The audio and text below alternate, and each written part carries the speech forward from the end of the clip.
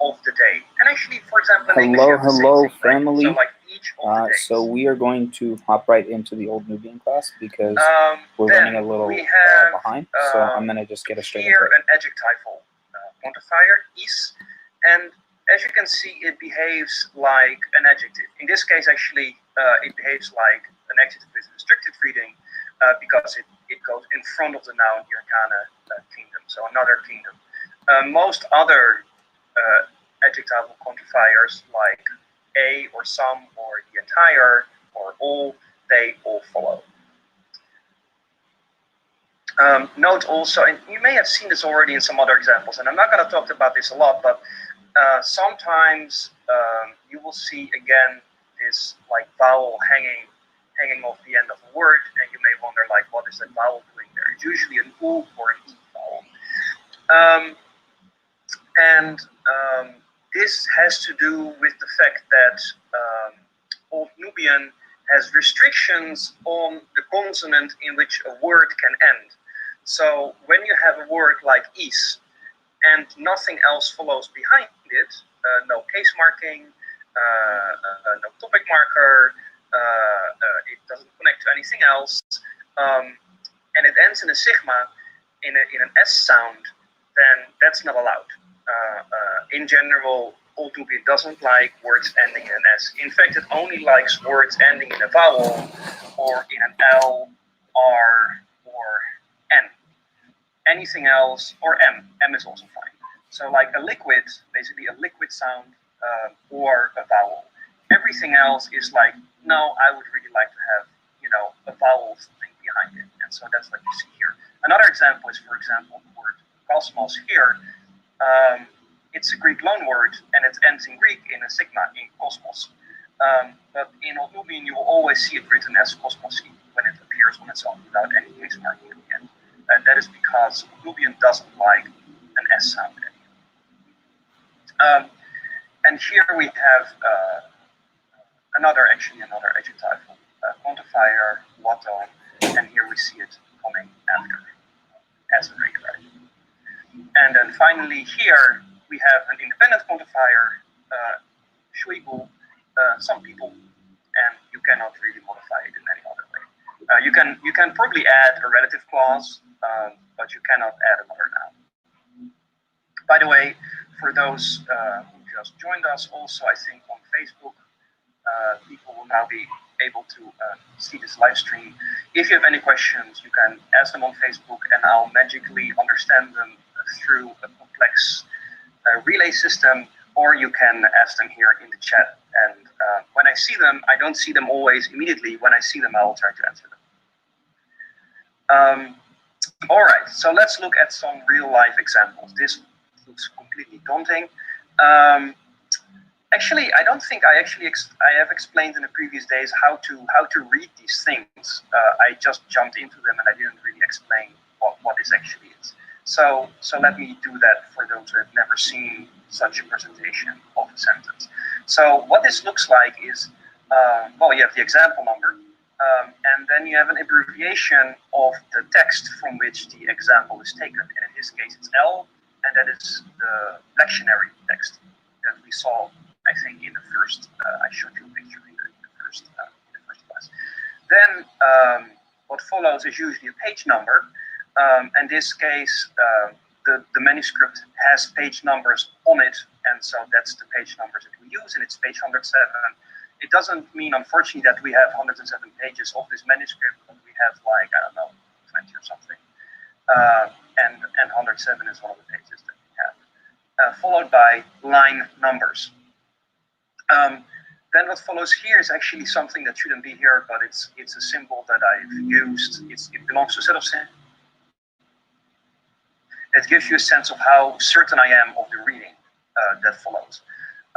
Very often, and I don't think actually I've scrapped these out of the other examples because it's just confusing maybe. But very often, now that it's here, very often, as you can see, the text has gaps in them, right? So this is reconstructed, this is reconstructed, this is reconstructed, this letter is not very clear, this letter is not very clear. And so in order to avoid making or drawing very strong conclusions based on a single example, I have always marked my certainty of the reading of the manuscript, so that you know, like, a little bit on what empirical basis you're making certain judgments, right? So in this case, we are talking about a predicative quantifier marking a relative clause, and so the question is, is this a clear example of a construction like that? And so what I do here is to say, well, the context of this whole thing is not very clear, right? Because we have reconstruction here, this is reconstructed. But overall, actually, our relative clause, this one, and I'll discuss how that works in a minute, this one is clearly readable, and actually this quantifier here is also pretty okay, because there's just no other word that starts like this. And so we are pretty sure that this is a good quantifier and that this is a relative clause, because this whole thing can be read.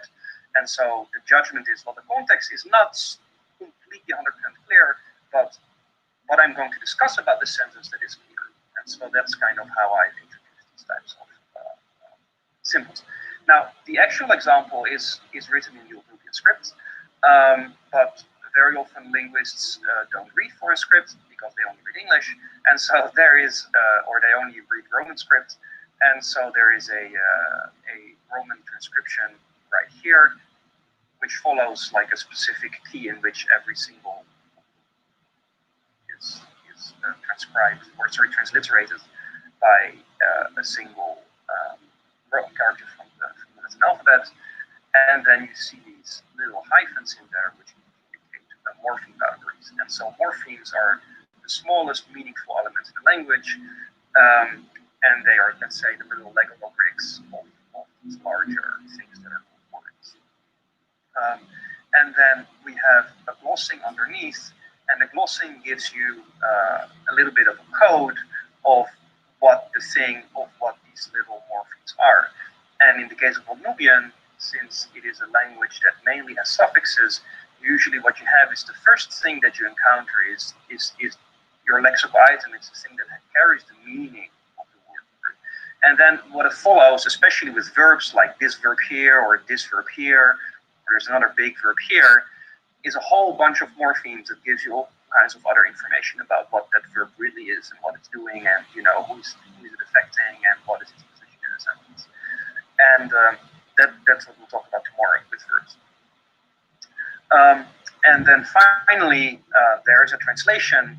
Now, this is not really literary translation. It's a translation that tries to render the syntactical structure of the Old Nubian as faithful as possible, but it should also be beautiful, and it should also be understandable English, right? So you really, try to convey something about this sentence in the English language. It is not a literary translation, and it certainly is not a good translation by any standard, but let's say it's the most functional one. It's the most functional one that you can invent here without and understand something about this sentence, even if you don't speak or agree with it. And then in this case, it's a Bible quote, and so for those who are interested, you can check this out in the Bible, and then you'll find something in Greek that looks like this, or at least it has a meaning that is similar. So now that I've actually explained to you how these examples work, and I'm actually sorry I didn't do that before. It's not because I assumed I see so many of them that I sometimes forget, that this is not the obvious thing to understand. Let's look at this predicative quantifier here, which I marked in red, and which takes a relative clause, right? So everything you gave me, right? That's what we have here. Sentence. Now they know that everything you gave me, I gave all to them. And so everything you gave me is this thing here in the Nubian, like the Gisina Shanka. And you see here that as with nouns, this quantifier marks its entire relative clause with the predicate marker. And so this is really quite nice that it does that. As we will see in just a bit, a predicate marker usually marks the main verb of the clause. And we have such a main verb yet. It's right here, right? So we see a predicate marker at the end, this A, and it marks the main verb of the clause. Here we also have the A, but it is not because it's a main verb, but it's because it's in the scope, because it precedes this this quantifier here, which always has this A attached to the noun, or in this case the relevant clause that it contains. Right. So be aware, like Old Nubian doesn't work like in European languages where you have, these fused morphology on the end of your verb, and once you have the verb, you pretty much know what's going on, or don't because it's super irregular. In Old Nubian, it's really like you have these blocks, and every block is there for a reason. And in this case, this block is here because of this quantifier here. Now these quantifiers behave like any other quantifier in natural language, and universal quantifiers, so quantifiers that say something like all or every or each, in every human language have the tendency to move to the beginning of your phrase. In semantics, it is thought that quantifiers do this always, but it's not always, let's say, mirrored in the actual sentence structure on the surface, the structure that you see or read or hear. In Old Nubian, actually, we do see these universal quantifiers like all and every move to the beginning of the sentence, as in this case, right? So, all living beings who believe in me do not die until eternity. So, if this were like the previous example, we would expect our universal quantifier to come right here, after the relative clause, those who believe in me. But it does not, it precedes it. And when it does that, when it moves to the beginning of the clause, it is marked with this specific emphatic marker, sin. And so whenever you see that, and there's a quantifier that is attached to it, you're like, this thing has moved.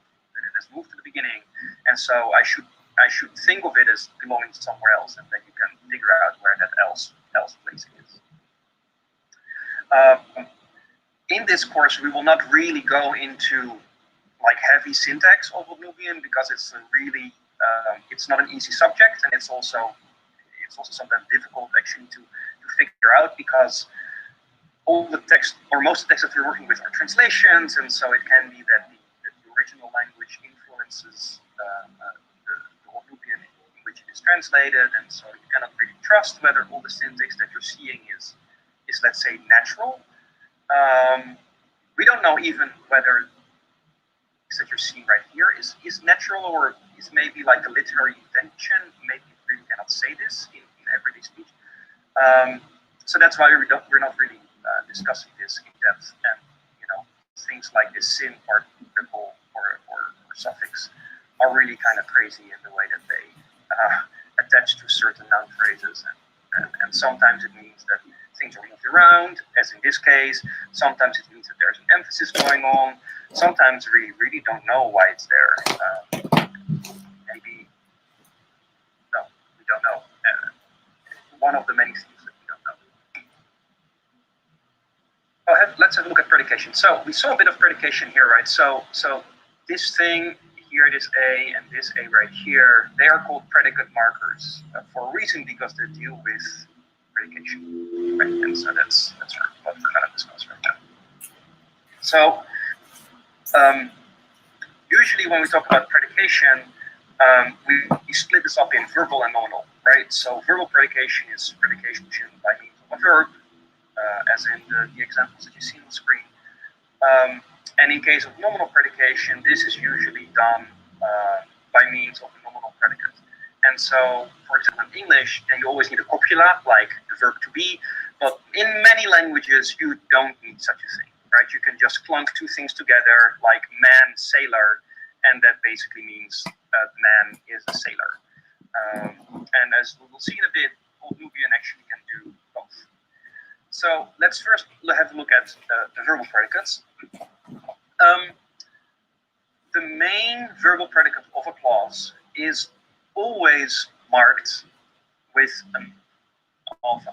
When I say always, there should be like a small star and then say like exceptions apply. And I'm not going to discuss all the exceptions, but like, 90% of the cases, it is marked an alpha. And 90% of the case when you see an alpha at the end of a verbal form, then it's probably the main verb of your sentence, right? Not in all cases, as we just saw in the example, but in 90% of the cases. So let's see here. Apogilon Pessina, this is, I just made up this example.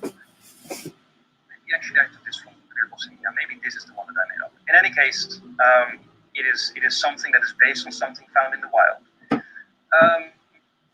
And we have the predicate marker here at the end, signaling this is the main verb. When we're dealing with a subordinate clause, this alpha is absent, as you can see here, while the boatsman speaks, right? So a while clause is in English also a subordinate clause, right? It is a clause that and in Old Nubian, unless there's anything else like conjunction or any other marker going on, you will translate, what you would call like a bare subordinate clause. Without anything else, just no A with while. And we will talk more about all the different types of subordinate clauses on Friday. Now, when we have a nominal predicate, you see basically we have again our subject here, the boatsman, and we have a noun. The boatsman is a man. I'm very sorry about this. I mean, these are super obvious, like boring sentences. Also completely focused on like male-dominated discourses, and I apologize for that. I will do better. So here we see that the nominal predicate man is marked with the predicate marker. So the boatsman is a man, and we'll discuss this on Friday. Is that nominal predicates also usually get this focus marker attached to it. Now, when we are dealing with a subordinate clause, then we find the auxiliary. So you cannot say apogilon ogj or ogij, and that means while the boatsman is a man. You need, in this case, an auxiliary, and you will find it right here. The nominal predicate is still marked with the predicate marker, but your verbal predicate, let's say here, or your copula, as you would call it, is not marked with an alpha, right? Because this is a verb that indicates for a subordinate clause. Now, the marker is really quite interesting because, as I said, I think yesterday, all the morphology, like cases, all the verbal morphology, this comes on the right edge of your phrase, right? It is never repeated, it doesn't distribute, it always just comes, you stack it at the end. This predicate marker, A, is the only thing that is distributed. So it's the only thing that distributes across your phrase. And it does this both in the verbal domain, as in this case, the boatsman listens and speaks, where both these verbs have this alpha, and in the nominal domain, right? So if you would say something like the boatsman is a Christian man, then you would find the alpha on both your adjective and your noun. And so this is kind of interesting because it's the only suffix in Nubian that has this specific property. And we don't know why, but that's how it works. Now here, maybe to go back, you saw that there are two verbs in this sentence, right? There's a or to listen and a verb to speak. And we see that both are marked with the alpha, so we know that they're both part of this verbal predicate. But one of them has tense and person marking right here, and one of them doesn't. And so this specific form is an important feature within grammar, and we call them converbs. So a converb is a verb without marking, but with a predicate marker. And its interpretation always depends on the tense, person, and aspect marking of the main verb. So again, this is the example that we just saw. Listen or to hear, and we have the verb to speak. And this verb here is interpreted on the basis of the tense, person, and aspect marking on the main verb, right? Which means it's third singular and it's present tense, right? That's what's said here. Or second, third singular and present tense. And we know it's third in this case because we have subject. They usually come on their own, but like if you are in storytelling mode, if you're in storytelling mode, then you can actually really concatenate these things along. And so what is interesting is that in most of the old Nubian texts that we have, literary texts, you usually see what you saw in the previous example. So you see one converb and then the main verb. However, in the miracle of Saint Mina, which is usually indicated with M, there are sentences where you have like 3 or 4 of these forms, one after the other. And it gives the whole narrative a very dynamic feel, right? So what is happening here is, well, just read the translation. When he saw it, he ran to the image of Mary Theotokos and shouted. Or if you want to even be more literal, he ran and went and shouted and spoke, you know, something like this. So you can, in English, you really cannot do this, and that's why I've conflated some of the meanings in the translation. But what happens in Nubian is really that you have the running, and then the coming, and then the shouting, and the speaking, right? And so all of these things happen one after the other. You can say in English, for example, something, he came running and spoke shouting, right? Something like that. It sounds a little bit stilted. And so in a narrative, this is a very effective way to tell, like, you know, let's say, onrush of events. And these converbs and, you know, the way that they're used one behind the other also signal one of the high points in the whole narrative, right? So this is the big scene in which the boatsman that has eaten the egg that he was supposed to donate to the church, he suddenly sees Saint Mina inside this church on this horse with this shining armor and this huge spear, and he's like running to this icon. He's like running for safety. And then, of course, he's confronted by the saint whom he cannot outrun, and the story continues. So we have here another one. This is after Saint Mina has confronted the sailor, has recovered his chicken, and is bringing the chicken to the woman who originally wanted to donate the egg. And so here again, we have the scene. Saint Minas went to the house of that woman, knocked on the door and called her. So again, we have this, you know, arrival. He is driving, he's going to this house, he's knocking on the door, he's calling the woman. So there's, again, a bunch of actions that happen at the same time, or like in rapid sequence. And we see again that what Nubian uses like this construction, right? Here's 1, 2, 3 converts, and then the main verb with our past tense marker, our person marker, and the marker of the alpha marking the main verb. And so all of these verbs here, they're all interpreted with this tense and person. The good thing is that the converb always precedes the main verb. It's never the other way around. So whenever you see a converb, whenever you see this naked verbal root with only an alpha, you just have to skip ahead a little bit, and then you'll find the main verbs, and you'll know how to interpret it. So Ahmad Al-Hajj asked me, how are verbs sequenced in such an example? You mean is whether there is a logic behind them? I suppose that is the logic of the story, right? If I understand your question correctly. So here we first have the saint is going, he's leaving the church, then he's coming to the house, and then once he's at the house, he has to knock on the door of the gate, you know, he has to knock on it, and he's shouting out, you know, woman, I have your chicken here. Please accept this and release it among your chickens. So I suppose that the logic of the story dictates in which order these converbs are placed. Another aspect that may be important is that converbs often modify the main meaning of the verb that they precede. Right? So you can see this here with this where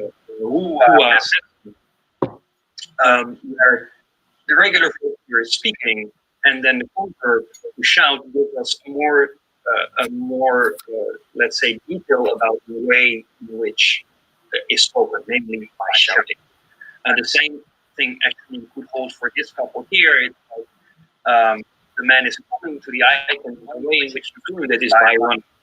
Right? So there is some type of, let's say, adverbial modification going on in converb constructions. So Solange writes, I was introduced to converbs and studying Goethe. I believe that they're also present in Egyptian language, but not Renaissance and such. I've heard in particular an African verb form. Is that right? So, well, converbs do occur quite frequently in African languages across language families. And this is true, and most of the descriptions of converbs come from African languages, but not only. This appears also in Semitic languages, in many Southeast Asian languages, in Polynesian languages. I imagine this also happens in languages on the American continent. It's just that it doesn't really happen in Indo-European languages, but it's pretty much well attested everywhere else, right? So what is funny is that we often, or at least linguists often take their native language, which is very often in the European languages, as some of the baseline of their judgments about what is common and what is not common, whereas Indo-European is a weird ass family that does really weird things that you wouldn't do in any other language family anywhere around the world. Like English is the worst baseline of a language that you can imagine. Like, this is not okay. Old Nubian is much more representative of languages of the world than English will ever be, simply in terms of its typological features. So things like ancient Greek or something, this is like, I mean, with all these irregularities, like, it's not Georgian, but it's, it's not far off in its weirdness. Also, when you look at, for example, the vowel systems of Dutch, for example, which is my native language, they're just like out there. So it's, we always, or at least I think linguists really have to be careful with making these judgments of what is common and what's not common, because we are so skewed to our own, our own linguistic environment, that actually what we think is completely exotic, between quotation mark, is actually like super normal. Like, of course you have 20 cases. Of course you have like 500 genders. I mean, why would you only have 2? Like, this, right? So this, for a Bantu speaker, like a French, masculine, feminine distinction is like, you only have 2? Like, what language is that, right? So it's really, it's really subjective in that sense. Although, I mean, there are good catalogs of typological features, and then you can actually see, okay, well, there are about 100 languages that do this and like 2,000 that don't, and so that gives you kind of an idea of how rare a certain linguistic feature is. I forgot the name, but there's this good linguistic atlas out there that tracks all these morphological features. But converbs in African languages, yes, but also in a lot of other places. I have to keep track of the time. It's already 36.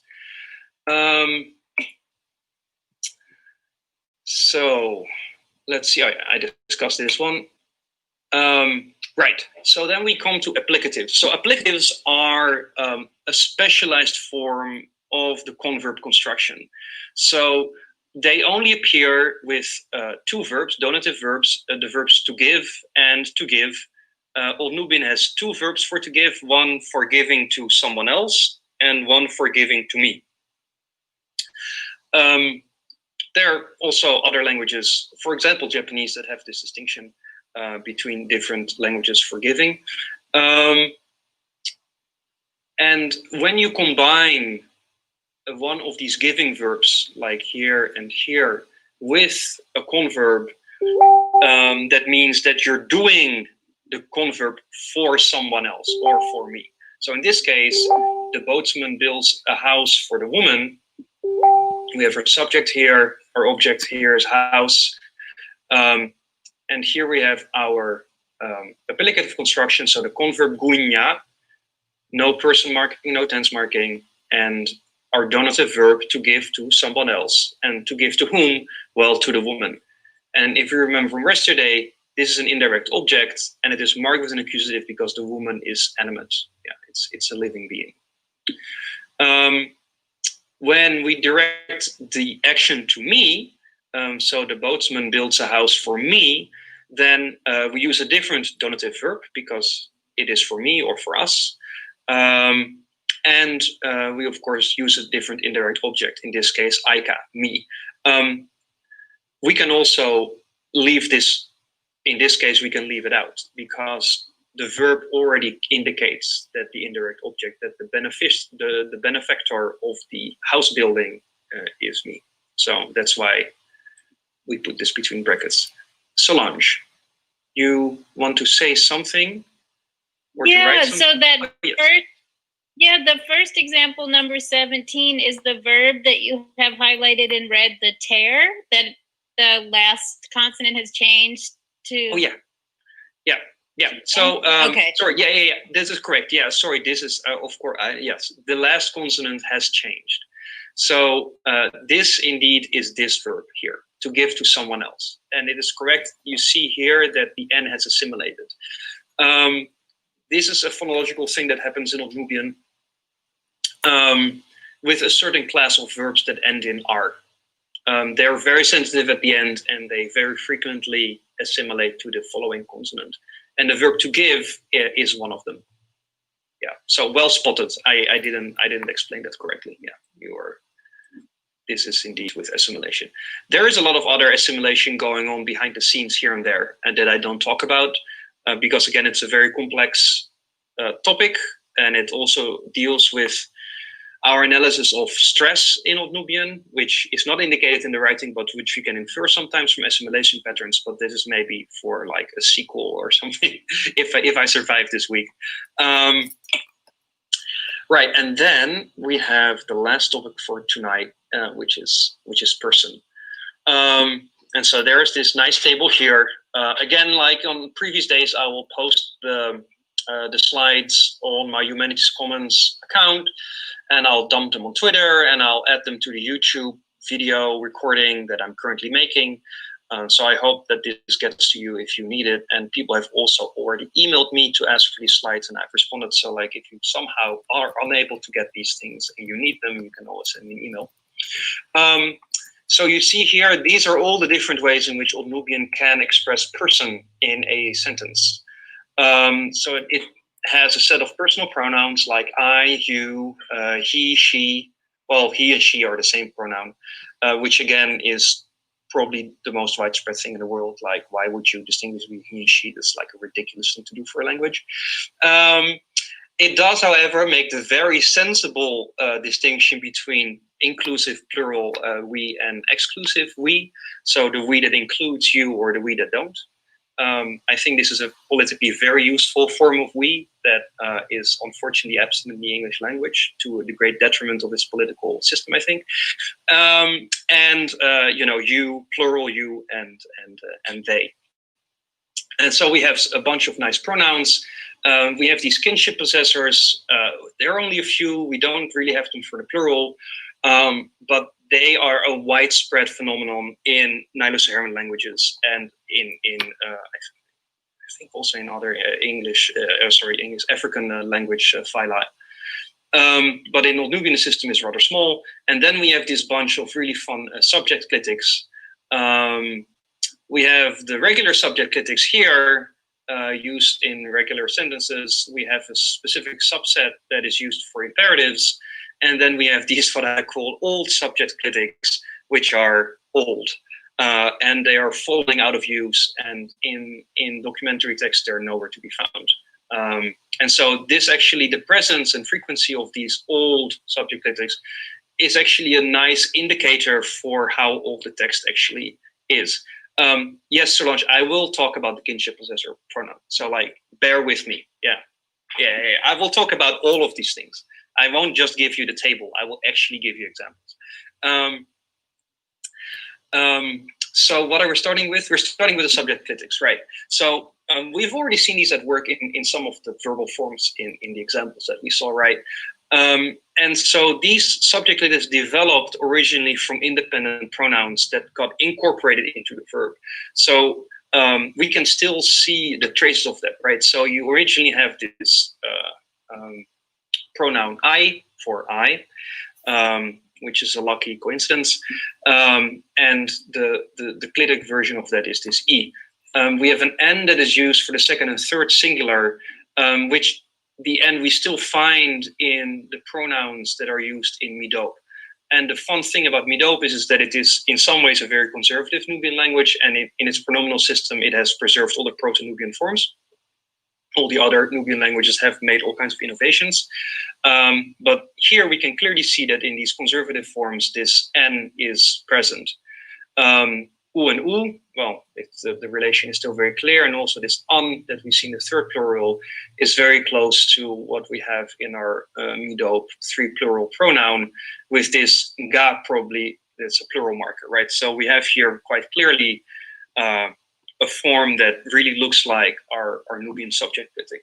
Now, what seems, I mean, there is this theory in Nilo-Saharan that, and this works throughout all the languages in this phylum, is that we go through waves of independent pronouns being incorporated into the verb, then becoming these suffixes, and then slowly deteriorating, losing their phonological features, becoming zero in the end. And then there's a new wave, and there's a new wave. And so you can basically peel back the layers of these waves. And that's also what you can actually see in Nubian, right? So we see here, let's say, the archaeological sediments of a previous incorporation of pronouns into your verb. Let's see what how they work, because this was also until recently not very well understood. So Old Nubian is a pro-drop language, which means that it can drop its subject. So when the subject is clear from the verb, the referent, then you don't need to express it. You cannot do something like that in English, for example. You always need to have an overt subject, and in Old Nubian you don't. And these subject clitics are sensitive to whether you have a present or absent subject. So when the subject is absent from its, let's say, original position in the sentence, that's when you have the clitic. If the subject is in its original position, you don't. And this is very clearly illustrated with a hypothetical sentence. This is a full sentence. He, she, it speaks. There's no explicit subject. So that's why I wrote this very big word gap here. But we do have a subject clitic, which is right here, and it usually merges with this present tense morpheme. We also find a subject clitic in the case we have a topicalized subject, because what does topicalization mean? We'll talk about this on Friday. But one of the things it means is that your subject or whatever is topicalized in your sentence is moved to the very beginning of the sentence. In other words, your subject is no longer where it used to be.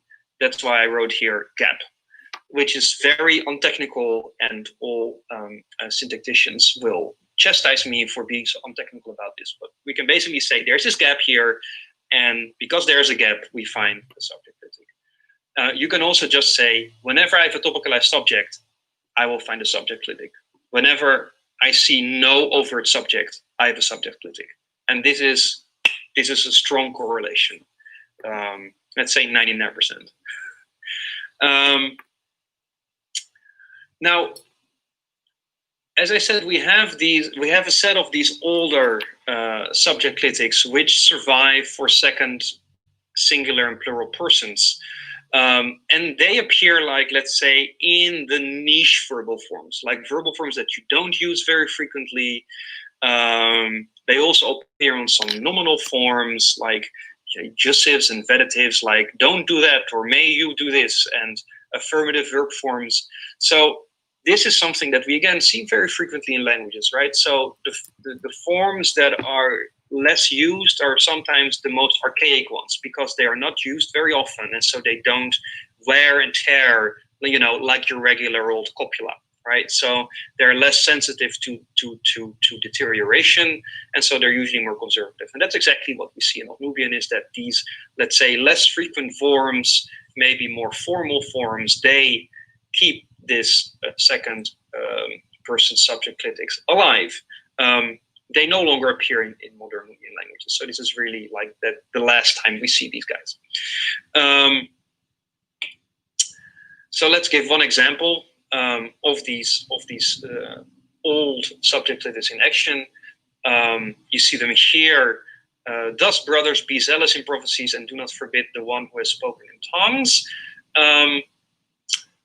We see it here on brothers, right? So there's an appeal to you, brothers. That's when we find it. This is very frequent usage.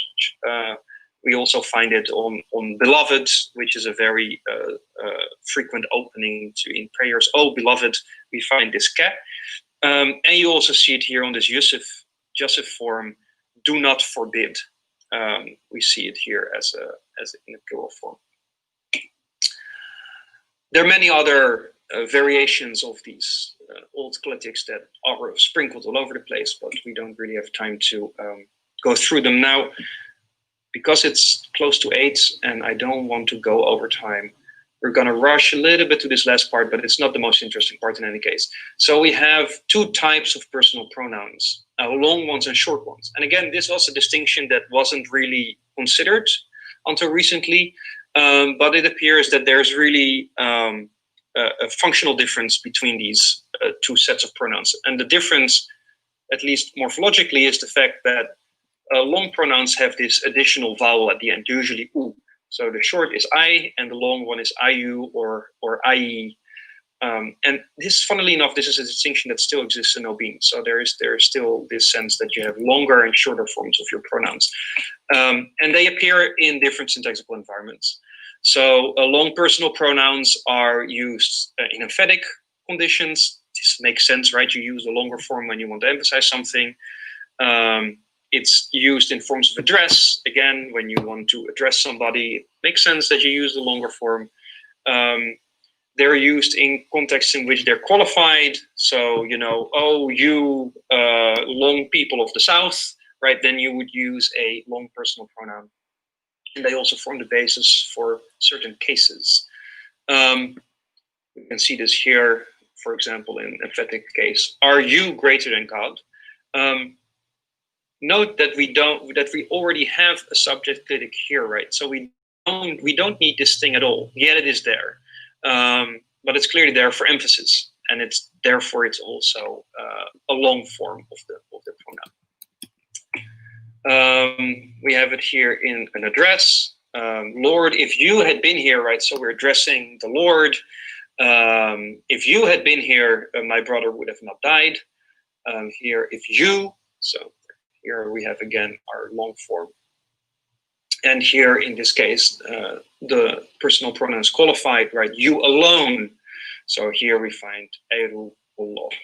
And we see also very nicely that, again, this is our entire noun phrase. Our case marking and our focus marking comes at the end of the entire phrase, right? So this thing is not a case marking or anything else. This is literally the entire form.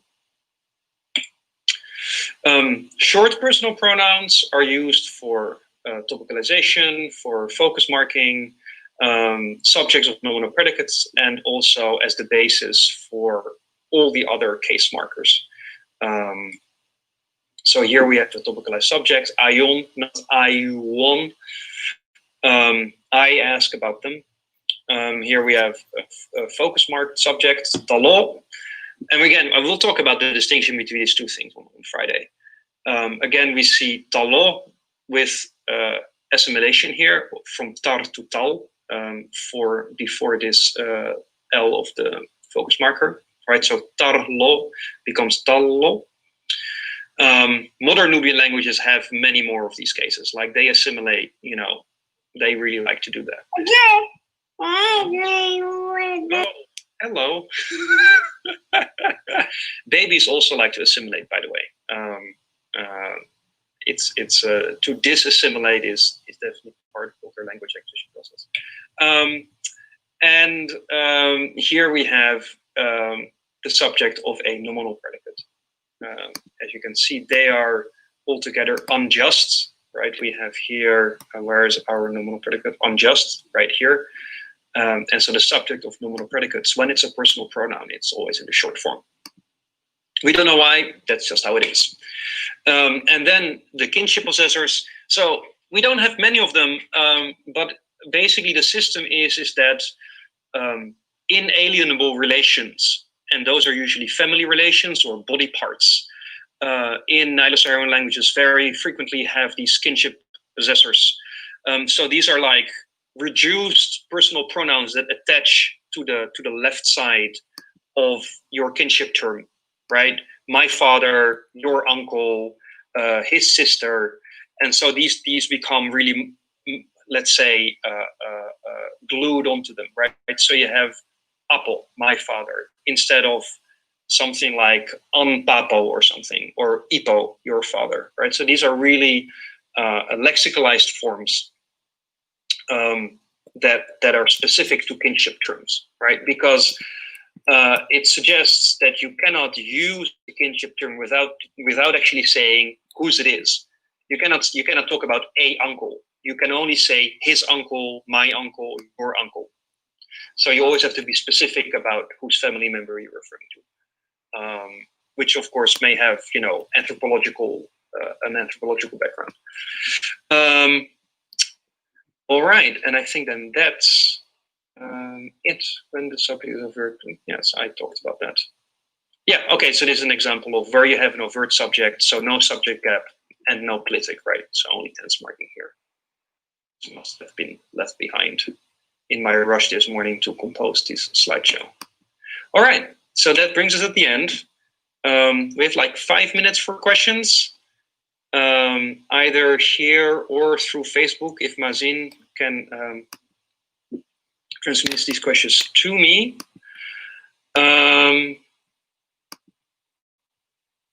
If there are no questions, you can ask them in the chat.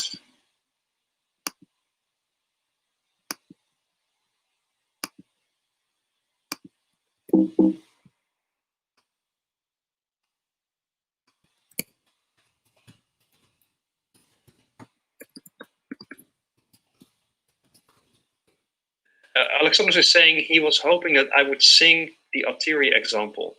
I don't know. Here's the Atiri example. I cannot sing this. Alexandros, I'm sorry. For people that don't understand the background to this joke, I worked on this Atiri text together with Alexandros and many other colleagues from Nubiology to read and describe and analyze this text. And we had the theory that there's a certain metrical pattern in these sentences, like he overcomes the power hungry, he saves this and this people, he does so many beautiful things. We're talking here about Michael, the Archangel Michael. And but yeah, I cannot sing this. Alexander was like, you will have to sing this if this is something that you want to hear. Wait. Ima says no questions from Facebook. Says hello to everybody. And Solange says, as I mentioned, I hope that Nubian can shed light on Meroitic. Anything like this term yet made in Meroitic? Well, I cannot do like instant Meroitic etymology here tonight. I'm sorry, that option has been switched off. But yes, of course, knowledge of all the Nubian languages and all the North and East Sudanic languages will help us understand Meroitic better.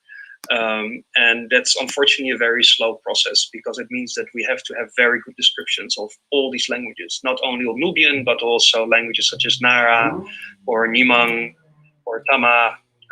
All of that is necessary in order to arrive at a good reconstruction of Northern East Sudanic, and then have a look again at Meroitic. And so this is work that is ongoing.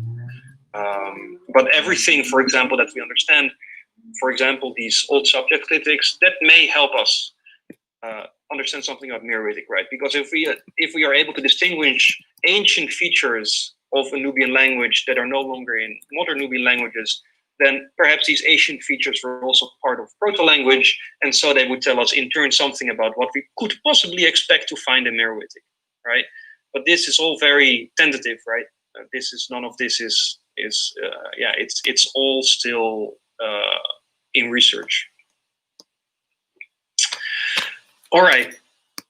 Well, thank you very much again for joining me tonight. It is 3 to 8, and so I'm going to bid you farewell. I'll be back tomorrow at 7 o'clock again with the verbal system, which is going to be like a real treat. I will upload the video again as soon as possible and the slides, and I hope to see you all together tomorrow again. And thank you very much for listening. Michael Yusuf says thank you from Facebook. The one message we got from Facebook.